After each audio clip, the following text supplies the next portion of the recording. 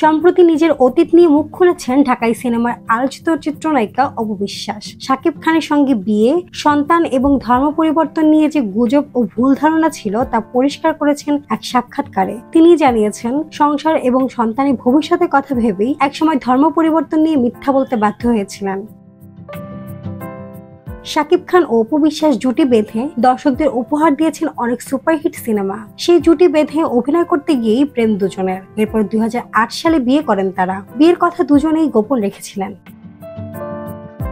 2017 সালে ছেলে জয়কে নিয়ে টেলিভিশনে সরাসরি এক অনুষ্ঠানে বিয়ের খবর প্রকাশ করেন অপু। সেই সময় তিনি দাবি করেছিলেন শাকিবকে বিয়ে করে ইসলাম ধর্ম গ্রহণ করেছেন, তবে এখন বলছেন সেটি সত্য নয়, তিনি তখনও হিন্দু ধর্মাবলম্বী ছিলেন।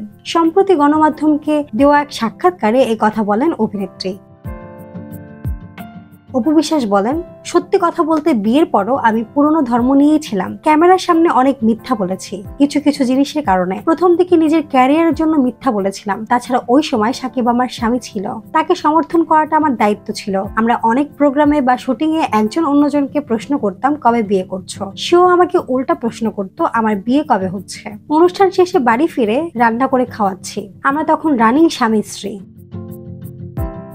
অপু আরো বলেন, আমার ছেলেকে নিয়ে যখন লাইভে আসলাম তখন সবাই জানতে পারলেন আমি বিবাহিত। সবাই মনে করতো আমি যেহেতু একজন মুসলিম ধর্মাবলম্বী ছেলেকে বিয়ে করেছি, আমিও মুসলমান হয়েছি। কিন্তু আমি বিয়ের পর থেকেই হিন্দু, কারণ হিন্দু থেকে মুসলিম হওয়ার জন্য প্রক্রিয়াধীন কাজগুলো হয়, তার একটাও তারা সাকিবের পরিবার করেননি। বিয়ের সময় মুসলিম ধর্মে এসে এখন হিন্দু ধর্মে ফিরে গিয়েছি, বিষয়টা তা না।